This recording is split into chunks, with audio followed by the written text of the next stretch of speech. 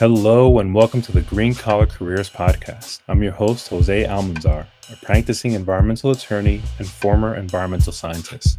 This podcast is all about exploring careers in sustainability in the environmental field, what they look like, how to get started, and how to grow into them. Each episode, I sit down with professionals who have built meaningful careers in this space to hear their stories, how they got started, the challenges they faced, and the advice I have for anyone looking to break in or level up.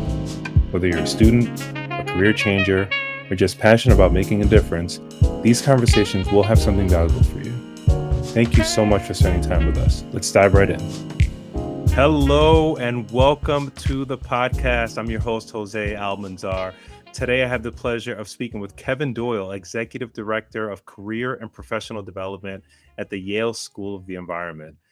Kevin has spent more than 4 decades helping people find their way into environmental careers, long before phrases like green jobs, climate careers, or even sustainability was a part of the mainstream conversation.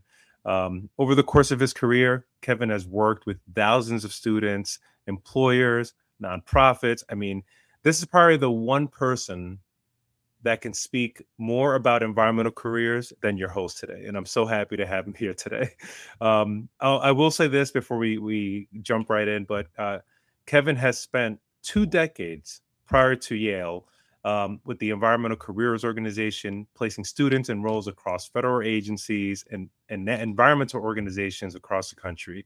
He also authored or co-authored a few books, which we'll get into in a few minutes, specifically on environmental careers.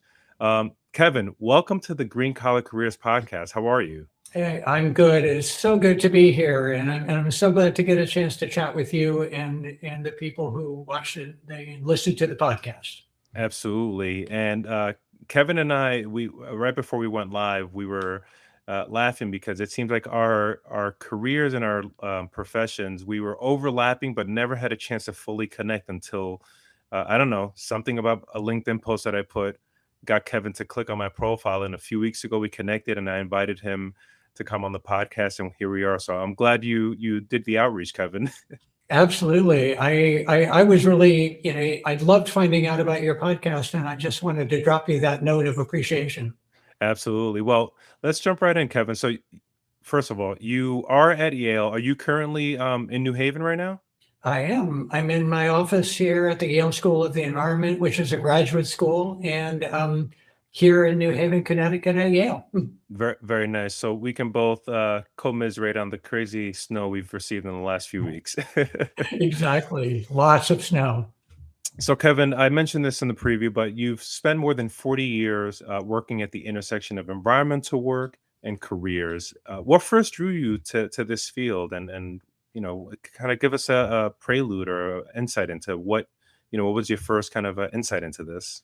Yeah, well, thanks for asking. And the short story is that I just really fell in love with the idea, in early parts of my college at the University of Iowa, in the idea that we could find a way for human beings to live on the planet in a way that appreciated and didn't have to destroy the living systems that make all the other creatures and and species that we share the planet with, that they didn't have to suffer just because of the ways that human beings lived. And there must be a way to do that. And I was a geographer at the University of Iowa. And that kind of insight, did that come from specifically your college education? What was your childhood like? Were you an outdoors kind of kid? Were you hunting and No, fishing? quite the opposite. I was a sitting in the basement reading books kind of guy.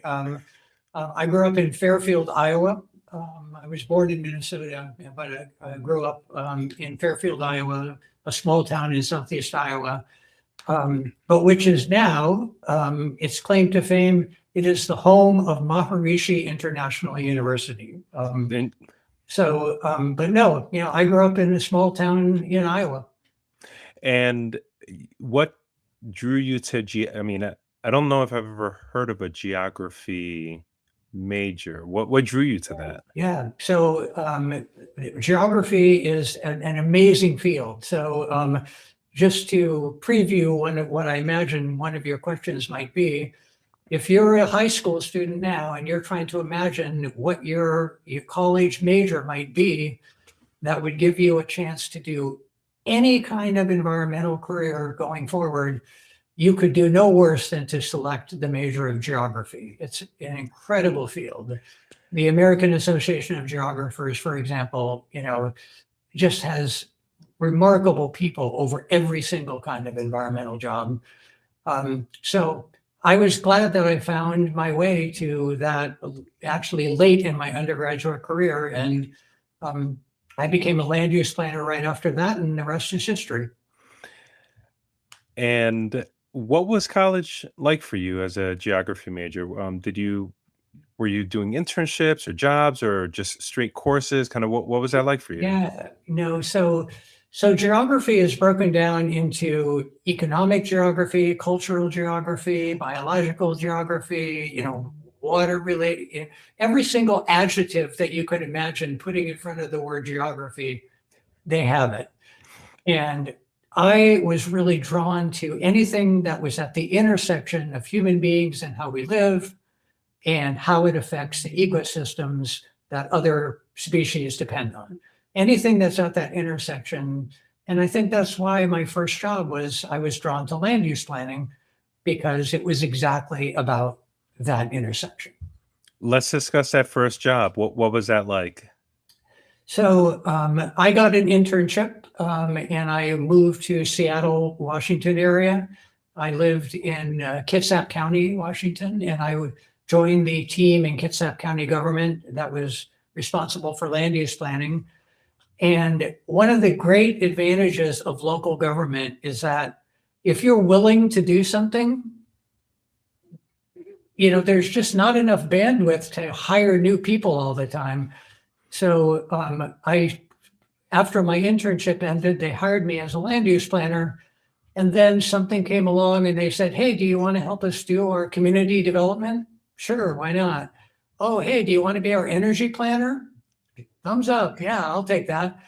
So in a very short period of time, because local government just needs people who are willing and able, of course, to do more, you can expand very quickly outside of what you thought your bandwidth was. And you can just become an expert by learning by doing and reading and talking to other people because they give you a chance.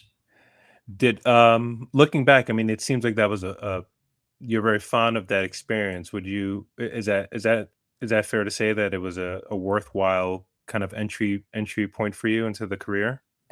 Absolutely. And I think if I had looked around trying to imagine what that young person who didn't know much about the work world, I was just exceptionally fortunate that that was my first, because in just a very short period of time, I gained more years of experience than the actual months. No, it sounds like you were thrown into the best way to learn is by doing and going out and not necessarily making mistakes, because everyone makes mistakes and you learn from your mistakes, but like you just go out and do and you deal with real life situations in real time. Yeah, yeah, exactly. And local government lives at the intersection of policy and politics and money, and you're on the ground. So local people can come to your office and say, "Hey, why didn't you give me that permit? What's going on with that?" So it was the perfect place for me to get started. And Seattle, not a bad place to be for the summer months.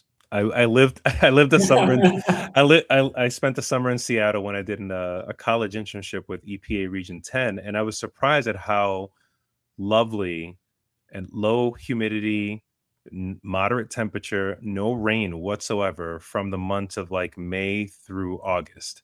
Yeah. I can't speak for the other months, and I don't want to speak poorly of Seattle Right. because I love the city. Yeah.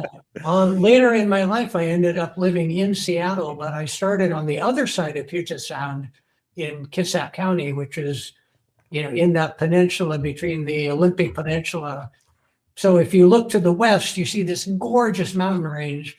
If you look to the east, you see, yet another mountain range, but also a beautiful city on the other side of that. It's not called the Emerald City for nothing. It really is a magical place. It's beautiful, and we'll give them some props. They won the Super Bowl a few weeks ago. I know you're up in Connecticut, so maybe you've been a converted New England Patriots fan if you're into No, football. I am now and forever a Minnesota Vikings fan. It's a major, major part of my understanding of myself. And if by any chance any of my family members get a chance to view this, this is the one moment they will remember of this podcast, that I told them I was a Minnesota Vikings fan now and forever. I'll make sure to timestamp this so it's nice and easy for them to find it when you share this with them. Exactly. So, Kevin, you've co-authored. I'm going to fast forward a little bit, but you've co-authored a few books on environmental careers, and I want to just kind of get into your mindset as you were leading up to those books. What motivated you to write these books, and what gap were you trying to fill? So it was actually a gap that the organization, the Environmental Careers Organization, was trying to fill. So the position that I had was called National Director of Program Development, which is a fancy word for invent new stuff that we can get involved in outside of our core internship programs. So we invented national conferences, we invented workshops, and we partnered together with Island Press in Washington, D.C., to put together these books about environmental jobs, environmental careers. And over the course of the 4 books, 3 of which I co-authored, we tracked a lot of changes, even in that short period of time of doing these 4 books with Island Press. The world of environmental careers changed a lot in that period, and it's changed a lot since then. So the books kind of tracked not only the core, but also changes and trends towards new definitions of environmental jobs. So, looking at those books, fast forward to today, if you were writing one of those books or a similar book today, would there be a significant change in what you guys put in there, or would it mostly stay the same? It would be very, very different. Okay. So when we wrote those books, the core understanding of environmental jobs and action of professionals towards environmental ends were pretty accurately described by the names and divisions of the U.S. federal government. Okay. So air quality, water quality, solid waste, hazardous waste, forests, conservation of land, fish and wildlife, et cetera. And also the federal legislation and policy that came out of those agencies. The Clean Air Act, the Clean Water Act, National Environmental Policy Act, various national parks initiatives, and USDA Forest Service. And then, of course, all of those things affected state government and local government, and all of those resulted in work assignments for consulting firms. So the role of the federal government in everything that had been established in the 1970s and earlier, and then maybe in the 80s up to the late 80s and early 90s, was really pretty directive of what environmental work in terms of paid jobs looked like. And that is no longer at all the same. Now the drivers of environmental jobs are at least as likely to emerge out of corporate sustainability, out of global impact investing, out of the desires of individual states to go in different direction from the US federal government.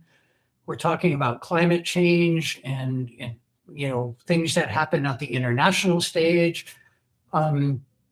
Just very different. The federal government and federal legislation still sits at the core of environmental jobs, but it's no longer as much of a central driver as it was when we at ECO were writing those books. I struggle with I write a lot for my career Uh-huh. as an Yeah, as an attorney. It's just, right, hazards of the job. And I struggle to write in my free time. I would love to write more. I have ideas for books that I want to write, but I do struggle with the process. The how did you find the process of writing those books? I know you co-authored and it was part of your job at Eco, so maybe it wasn't that much of a struggle. But how was the authoring process for you? right. So I will underline and put an exclamation point in bold on the word co-author, because each one of those books had a contracted writer to work together with our team to put that together. So what I enjoyed most was the storytelling. Um, Okay. One of the things about environmental careers is that you can talk about the framing that created the job, and you can also talk about the individual person in the job. So I loved that part. I loved interviewing people. I loved finding out more about what they were doing and how what their track was. And we tried to incorporate that as much as possible into what we wrote. Obviously, we also talked about who are the employers by name and what are the job titles and where can you find information and where are things going. But the thing that I enjoyed the most, and it has carried into my Yale job, is just meeting individual environmental professionals of less and more experience and less and more authority to just talk about how do we do this very, very important and difficult work, and how do we do it better? So I just geek out on job talk. I love it. You and I were cut from this same cloth, man. I mean, a few years ago, I started this podcast similar because I was having these discussions with people over the phone at conferences, and I realized I really enjoyed the discussions, the storytelling. Yeah. Not necessarily the war stories, but No. sharing of ideas on how to improve not just the profession, but also to make the world, ideas on how we can make the world better through uplifting people to break into the space. And I mean, I could if I could get paid and do this full time, in addition to my practice of law, which I do love. I would do that, but there's only one of me, and Right. as I mentioned, I have kids and Right. uh, kids and a Yeah. dog and things to You got to find bandwidth for that stuff. Yeah.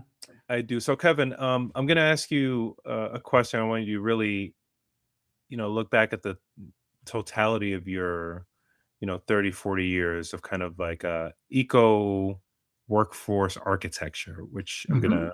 I'm gonna coin that term for you. You're an Okay. eco career architect. Oh, I like it. Um, yeah. Take you feel free to run with it. Just give me credit.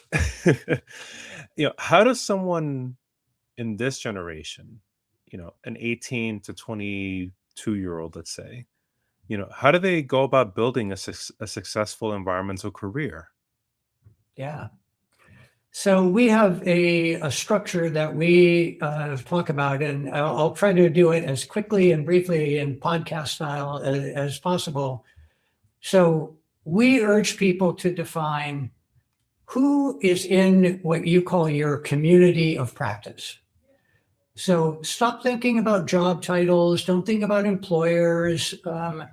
Think about that you're part of a group of people who are defining their work kind of the same way that you do. And there are four aspects of the community of practice. Number one is, what problems are you working on? What's what's your problem? Do you want to save coastal management areas from climate change? Do you want to, help people in underserved communities have better food opportunities? What is the problem that you want to achieve some solutions to? Because once you're framed by other people, especially employers, as I can not only identify problems, I can solve them. You're the one they're looking for. So that's step number one in the community of practice. What problems are you trying to solve? Number two is what skills and methods are you using towards those problems? I mentioned to you that I studied as a geographer, and there are many geographers who define themselves by, I'm a GIS specialist, geographic information systems. I don't really care what the problem is. If it gives me a chance to geek out on new GIS tools, then, I'm your guy or your gal. So skills and methods are a second part of communities of practice. The third one is geography. Some people just care about, this is my home. And if you care about this place, Miami, Minneapolis, Bogota, Taiwan, if you care about that place, you're part of my community of practice because I care about it too. And then the last part is sector. Are you part of government? Are you part of nonprofit organizations or the consulting world? So what we ask people to do here at Yale is find the intersection between all four of those things. What problem do you want to work on? Using what skills, in what sector, in what area of the world? And if you find that intersection, you're on your path to finding your job. Well, thank you for that. That was extremely insightful and succinct, and I appreciate you. You did not have to do that for podcast style. This is we have a whole day long workshop about it. Exactly. Well, this could be a good time then to plug. I think something that's coming up soon. I think it might be tomorrow, and I'm sad that I can't attend. But aren't you guys hosting a conference of like a business and environmental? Yeah. There's a conference about business and the environment and, issues, trends, careers, etc. And we're doing it in collaboration with the Yale School of Management, the business school. Well, there you go. Yale School of the Environment is doing everything right now. So I want to ask you, because you mentioned those four, I'm picturing like a Venn diagram situation. Right. For somebody who maybe hasn't done the introspect, because those are difficult questions that could take somebody, if not a day or two to get through. It could take a few days of really deep contemplation. How do you walk someone through that process if they're maybe unsure of what their passions are? Sure. So we urge people to try to the best of your ability, and it's not always easy. Don't focus on what you don't know or what you don't have. Focus on, even if it's just one thing, and even if it's one that you couldn't even put into, words like the so-called elevator speech that sometimes people talk about in jobs. If you know anything at all about yourself, it probably fits into one of those four things. It probably fits, I don't really can't define it, but I just really care about other kinds of non-human species. Or I really care about the neighborhood I grew up in Detroit. Or I really care about I love sitting in front of my computer and doing quantitative analysis or whatever. Find something that's a spark and don't worry too much now or even later about what you don't know. You'll figure that part out. Start with what you do know, and you can usually build what we call the inside out strategy. Start inside and then go out rather than trying to go, here are 150 different employers that I'm seeing online, and then try to go in. Try to go from the inside out. It's almost like a meditation. It is. Sense where, and this is, I think, something that people really should do. And I've mentioned this to individuals that I've mentored and on this podcast before that. You have to give yourself the time and the space to actually sit with yourself, which is something that, frankly, maybe your generation is a little better at than mine and some of the other ones. But we are not good at being alone with our thoughts. Yeah. We are now, even going out on walks, we need to have headphones on. We can't just sit. Either the TV or the phone has to be near. You have to put that stuff down and actually think and be with yourself and have that deep discussion about what it is that there are people that probably go through their whole lives not knowing Yeah. what they're really into. So to your point, you said something really important just now, which was find the thing, whatever it is, that one thing that sparks you, and don't try to figure out what you don't know. But if there's something that's driving you, that just gives you a little, that butterflies in your stomach, or that gives you energy, and don't try to rationalize it. Right. The thinking brain gets in the way. Right. Right. Right. And so give yourself permission to love what you love and not try to rationalize it. Right. Because one of the things that you can guarantee is that reality and things about the workplace and who's hiring and what skills you need, that information will come rushing at you, when you're ready for it. So don't let it overwhelm you too soon, trying to adjust yourself to the world as you think it is. Figure out a few things about yourself first to give you some ballast, because then when you go out into that world of all that information, you'll be more able to not get overwhelmed by it. Before we continue, I want to take a quick moment for those of you listening who might be thinking, I want to work in this space, but I don't know where to start.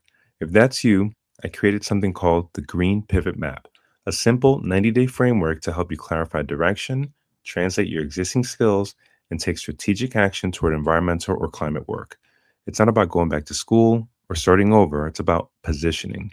If you'd like a copy, just message me Pivot on LinkedIn or shoot me an email at jose@josealmanzaresq.com. Or you can also check the link in the show notes. All right, let's get back to the conversation. And it's almost like an endless source of energy if you're Yeah. working towards a thing that drives you and pushes you.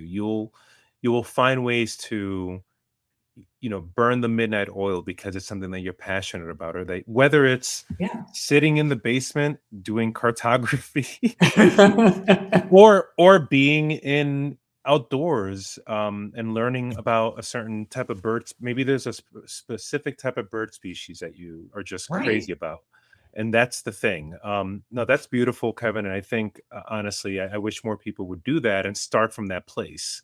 Yeah. Use it as their North Star, in a sense. Right.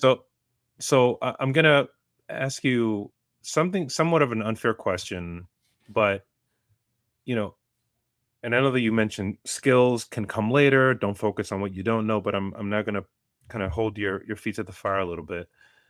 Over your career, and maybe things have changed in the last few years, so maybe it's a little differently. But what skills or qualities are employers looking Right. for when they look for candidates? Right. Right now, the job market is saturated with candidates. AI is making people's resumes look more like things that they're not, and you can really fake out employers. And cover letters can now be written extremely professionally. And so, what are some skills or Right. qualities that employers are looking for? Yeah. So they are changing and they're also not changing. So let's start with the part that's not changing. So environmental employers, government, nonprofit, consulting, etc., ultimately are about taking on a problem, finding a solution, and then starting to implement that solution, and then going back to the beginning to see how it's going, and make appropriate changes. So figure out what part of that you want to be most involved in. Do you want to be involved in the early aspect of identifying a problem that maybe other people haven't even identified yet? Do you want to be a part of then trying to craft options for a strategy? Like, we could do this, we could do that. Do you want to be part of then selecting from among those options and saying, do you want to be part of then crafting a plan to implement the option, or do you want to be part of, working on the continuing work of the deployment of that strategy.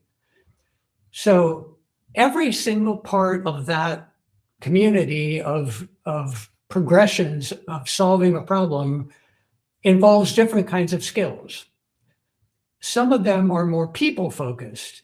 In fact, the closer you get to deployment of an agreed upon strategy, the more you're focused on people and management and project management. And can you put things into a calendar? Can you get the work done? Can you actually move a group of people from agreeing to do something to actually getting it done and completed and moving on?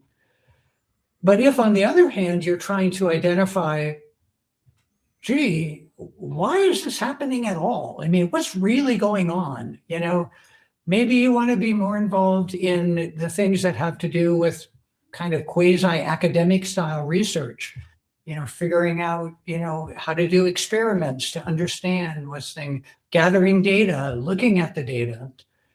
And if you position yourself as somebody who's going to achieve solutions to identified problems, you can then figure out what skills are needed depending on where you are on that progression of actions. If you want to be involved in any of these, however, in 2026, you need to confront artificial intelligence, because it is dramatically changing not so much the individual jobs. That's coming. I don't think that's there as much as some of the acolytes of AI, transformation. But it is definitely affecting. All employers are asking, how can we use this new tool capacity to achieve ends quicker, better, faster, cheaper? And if you're not tracking that along with them, you're behind. So if I was going to pick just one skill for Mhm. every single person to know they need to have, it would be project management. Okay.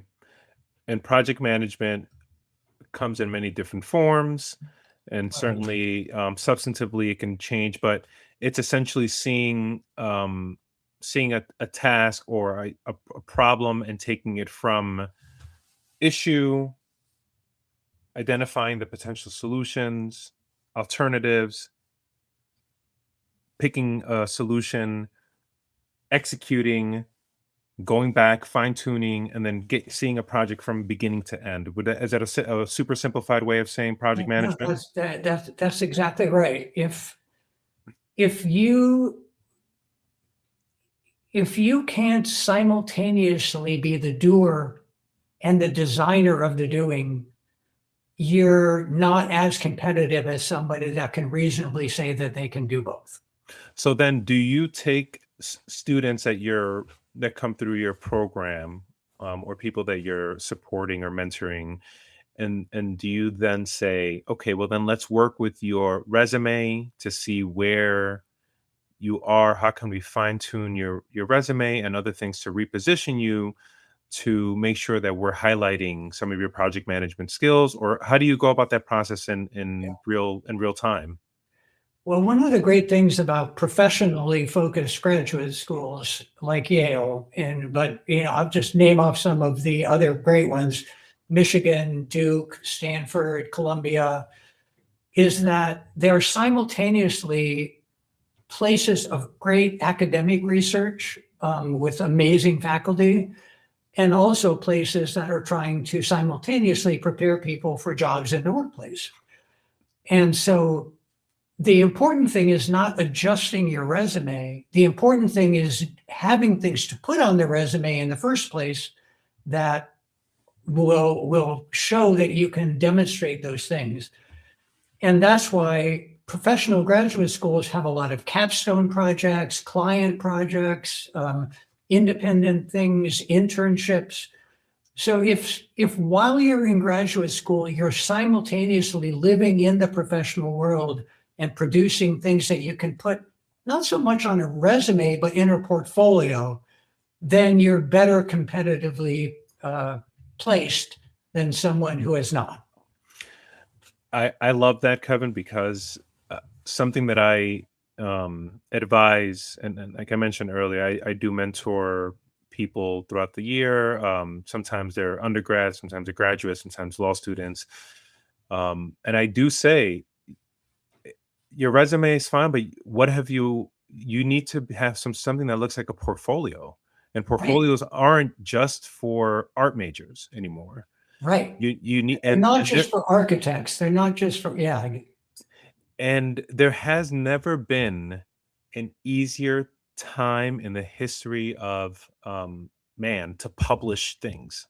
yeah, You can literally pay a medium.com subscription for a few bucks a month, and then you can set up your own. Now Substack now allows for free publishing. yeah, LinkedIn allows for free authorship. You can set up a blog. There's a dozen different ways, and it doesn't have to be something that's extremely professional in that you need to have Penguin Publishing right, behind it, but you should have something. And like you said, internships with capstone projects or anything like that, where you can then show a potential employer, hey, this is what I've accomplished from, and this was a project that I saw from beginning to end, right. and I've done this multiple times. Yeah. And one of the great things about most of the best employers is I think a lot of people say, "Oh, well, but my capstone project had to do with electric vehicle deployment in New York City, so that's the only thing that it's worthy of talking about, right?" And it's like, no, good employers will see that you could, if you can do it for that, you could do it for something else. And so I think if I was going to say one thing I've noticed in many of today's students is that they fail to give credit to the employers to see what you could do if they give you a chance. Um, and they think somehow like, oh, I'm not competitive because I don't have every single detail in the job description. It's like, give the employers a little more credit. They can see what you could potentially be able to do because the best employers don't fill jobs. They acquire talent. They're looking for talent, not just someone who meets every bullet point in the job description. Absolutely, absolutely. Yeah, people tend to sell themselves short because I'm guilty of this, but you tend, your only reference point is what you've accomplished in the past. Right. And if what you've accomplished in the past is kind of in one lane, the mind creates these barriers to get you to shift in another direction. And something that I preach is that, and I'm not going to take ownership of this. A great philosopher from the 1950s, 60s, Alan Watts, said this in one of his lectures. You're under no obligation to be the person you were 5 minutes ago. Right. I- I mean, I love that. I hold on to that because at any point in your life, you can be whatever and whoever you want. Right. I have a feeling that we might list off some of the same, reference sources: Krishnamurti, Alan Watts. My wife is a big part of the Cambridge Insight Meditation community, Buddhist, and so I have learned so much from her to, as she's been on that meditative path. Oh, listen, right in front of me, and I won't change my camera because I don't need you seeing everything else. At the whole mess of boxes around me because my wife's business stored all of her supplies around me. But I've got a Thich Nhat Hanh book next to me, Autobiography of a Yogi by Paramahansa Yeah, Yogananda. I'm deep into that stuff as well. yeah, In addition to some other wonderful books. So yeah, off camera, you and I can draw yeah, about that. yes, So I want to ask you, and we were just discussing about students and how they sell themselves short. In the generation, you've seen many students over the generations. what are some of the things that separate the ones that thrive from the ones that struggle, even when they have similar degrees? Right. So now I'm going to just make sure that I state this just as one data point. This is not like anything other than just Kevin. It's Mhm. not like a statement from the world of career development or research, or it's just my own personal sense, Okay. is that the people who do the best are people who know that central thing about themselves that they're going to stick with, even if it doesn't go quickly or well. Because if they know that about themselves, they will have a way to make good decisions that don't sacrifice that central thing, so that they end up taking a job that they need to get out of 2 years later, or that they just they live in a sense of worry about whether I'm going to get anything, instead of some sense of having a little bit more patience to get the right thing.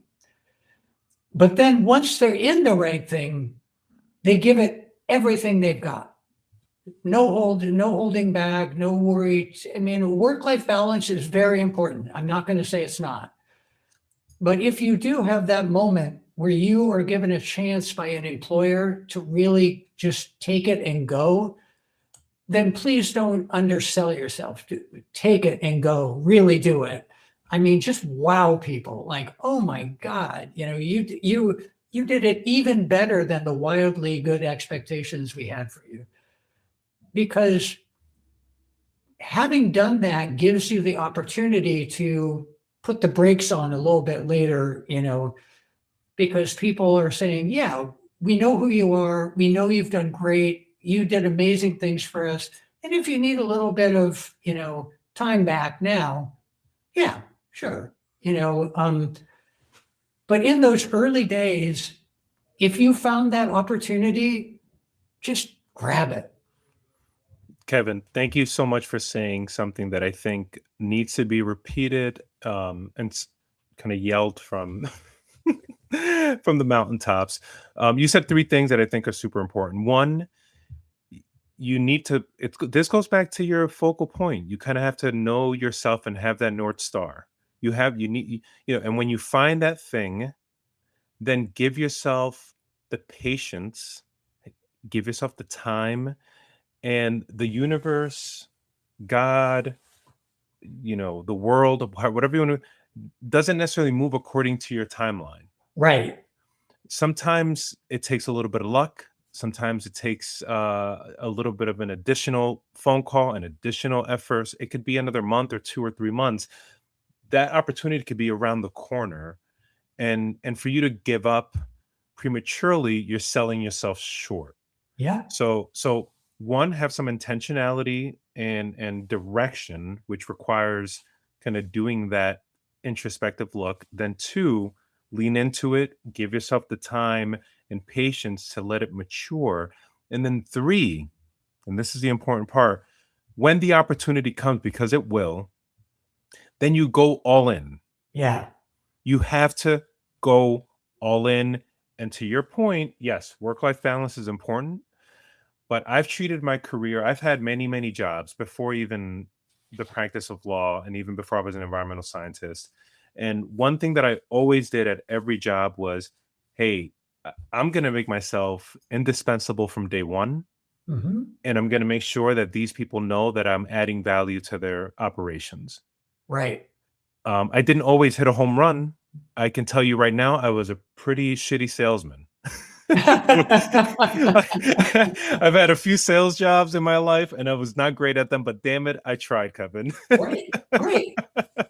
No, and that's exactly right. And I think in the current moment, when we all have to say it out loud, that the current job market is very, very difficult. It's almost unprecedentedly difficult from my experience. But that doesn't mean there aren't still tens of thousands of good jobs. There are. There are. Um, And so take a deep breath, know what's coming, don't let anyone pretend to tell you that it's easier. Do you know, there's a guy on LinkedIn named Nick Martin. Okay. So Nick Martin does a lot of talking about sustainability and clean energy and climate change and other jobs. Mm-hmm. And he had a piece of advice that I think is really, really good, is surround yourself with a little advisory group of mentors and friends and helpers and supporters. And don't worry too much about whether they can give you a transactional help, like, oh, we'll hire you. But make sure that you have a group of people who care about you succeeding and are willing to give and support as they're able, because it makes a difference. And that little mini advisory group may be only like 5 people, but if they're the right 5 people, it can really, really help. I love this idea of a little advisory group, Mm-hmm. that are the people that you call upon to help you along the way. Yeah, and it's almost like having your own board of advisors, a group of mentors. They don't need to know each other. They don't need to know each other. They don't, and it doesn't have to be some formalized thing. Right. It could just be a check-in every few weeks. Somebody that you can just, when you're feeling that you need a little bit of energy, because sometimes you need some of that from from community. So you're building Right. your own community of support. Kevin, I don't want to keep you too much longer. You have a few extra minutes for me. I want to ask you really 1 or 2 more really important questions. Sure, absolutely. Okay, great.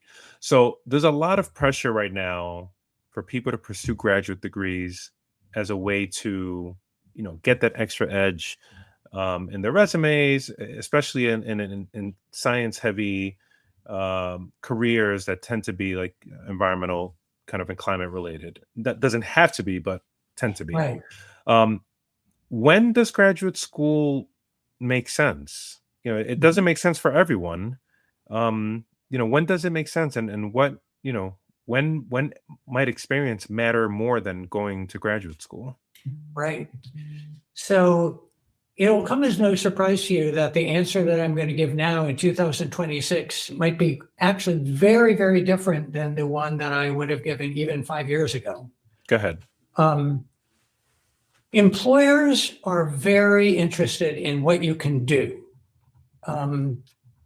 less interested in what you know.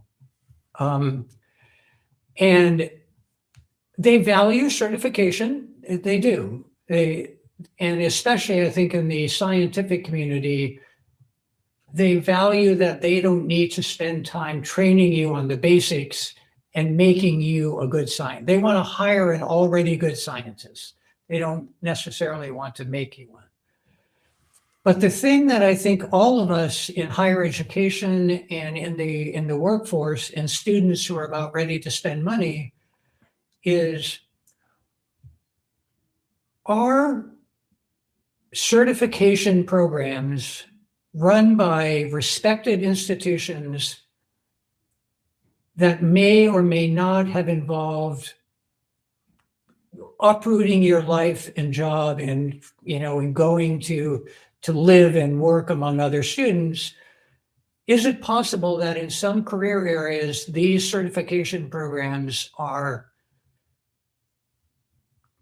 starting to fill the space, especially for working professionals that already have a job, that leaving that job and going to graduate school used to fill for some people? I think the jury is out, but I think it's moving in the direction of yes. Certification programs are getting so much better. And we learned so much during COVID about what could be done remotely that we never thought could be done well remotely, that I think the answer, especially for people who are out of undergraduate school, been working for a few years, I think certification programs might be a really good answer for some people who previously thought they had to leave their job and go to a graduate school. So you don't necessarily need to uproot your life and do a full 2, 3 year program. You could do something where it's a certification that gives you real life skills, Right. and you can maintain. Now obviously you're going to have to, there's going to be some concessions. You may Yeah. have to take evening or weekend courses, but it's probably in a more condensed time frame, and the cost is a little more palatable. Right. So, and I think I think for a lot of people who are job driven and will this help me get employed, there's a ready metric of success for that is talk to the employers. Just ask them straight up. Start observing whether in the job descriptions that you're about to apply for, under the qualifications, it starts listing certifications by name. Because as those start to appear as a formal answer to the question that you and I are talking about more informally, you can track it. Let objective information be your guide. Opinion is great, including opinion of wonderful people who say like you and me, but objective information that comes from the workplace is even better. Absolutely. um Kevin, one kind of big question, and this one is a staple of this podcast, but many of the listeners are career pivoters, Uh-huh. people who have spent 5, 10, 15 years doing one thing, and then something hits them like a lightning bolt, or something just gets their attention, and all of a sudden they wake up one day and say, shoot, now I want to go and try to save coral reef off the coast of Panama or something like that. Right. For somebody who wants to enter the environmental and sustainability and climate careers, as a mid-career professional, what advice would you give to that person? Yeah. So 3 pieces of advice. First of all, find out why. Why do you want to make a pivot? What is your personal reason? Because you'll be looking with the help of advisors and mentors for something that can fill that need. So you have to know your own personal why. Is it more money? Is it more work-life balance? Is it more time in nature? Is it you want to be the manager instead of the team manager being managed?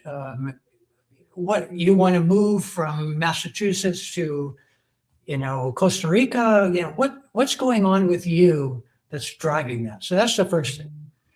So then the second thing is think in terms of the 4 quadrants of the community of practice, not by focusing on what you don't have, focus on what you do have. Because if you can't find a bunch of things that are needed in your new pivot area, then you're going to have a more difficult time. So is it that you're pivoting away from being the GIS specialist and now you want to be the manager of the whole outfit? Is it that you've been in government and now you want to be in consulting? Is it that you've been working on a certain problem like, solar energy deployment, and now you want to work on wildlife conservation? Or is it that you've been always working your whole life in the New England states and now you want to work internationally? So think about those 4 quadrants and find out whether you have at least some of what's needed as you move to that other area. And then lastly, expect that it's not going to be easy, because pivots are always successful in the end for people who really, really want them. But even for the people who are well prepared for a pivot, it can be pretty hard. So surround yourself with people who have made that same pivot. So, it may not be the perfect example, but, if you're trying to stop drinking, go to AA meetings, surround yourself with people who have already been through what you're trying to been through and come out successfully on the other side.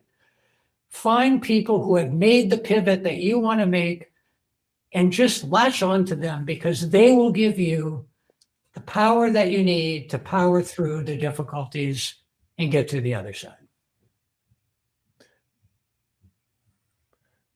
Kevin, this has been great. I want to just ask one more question. Sure. Yeah. What Absolutely. are you reading? What do I read? Give me one So, second. I divide reading into pleasure reading and, stuff I need to read for the job. So I'll give you just one example of what I'm reading for the job, which is I love everything that comes out of Bloomberg Green. Their journalism just lives at the intersection of tracking the world of money and jobs and et cetera, but also talking to people who are like best practices and interviews and looking at the future of what might be if we only wanted to spend what it takes to get there. They talk about politics, policy, finance, science. I just love Bloomberg, Green on the work side, and then there are a bunch of other newsletters, et cetera, that I love. But on the pleasure reading side, I'm a huge fan of the work of John le Carre, everything about, the spy world of Oh, World War II. And John le Carre's son has written a new book going into the world of John le Carre's world. And it's a great, great book. well, Kevin, again, we mentioned this earlier. It seems like you and I were eventually destined to connect. Right. I'm looking forward to continuing to have this discussion with you. But everyone, you can find Kevin Doyle on LinkedIn. You can find him at the Yale School of the Environment. And really grateful that you were able to come on to this podcast with me, Kevin. I think everything you've put here is really a masterclass in how to navigate kind of a career pivot and how to think intentionally about, what drives you and what inspires you to work for the environment. And so I'm just really appreciative that you were able to take time out of your busy day to be with me today. Well, and anybody who wants to reach out, please, we're all here to help each other get the job so that we can protect the environment and help people. So that's what we're here Well, for. thank you everyone for joining us. Kevin, any parting words for our listeners that maybe need one final? Yeah, parting words. We need you. There's a whole generation retiring of environmental professionals, and the world of our environmental problems is getting worse, not better. And so if you want to do this work, please say yes. I'll leave it on that note. Kevin, you're the best. I'm looking forward to our next conversation. Everyone, look for Kevin on LinkedIn and at the Yale School of the Environment. Bye, everybody. Thanks for listening to the Green Collar Careers Podcast. If you're realizing that your current work no longer fits, or you're feeling pulled toward environmental or climate work, but aren't sure how to make the transition, you're exactly who this podcast is for. I've developed a simple framework called the Green Pivot Map. It's designed to help professionals reposition their existing skills and take intentional steps into environmental careers over the first 90 days. You can get a copy by messaging me Pivot on LinkedIn or visiting my website, josealmanzaresq.com, or you can use the link in the show notes.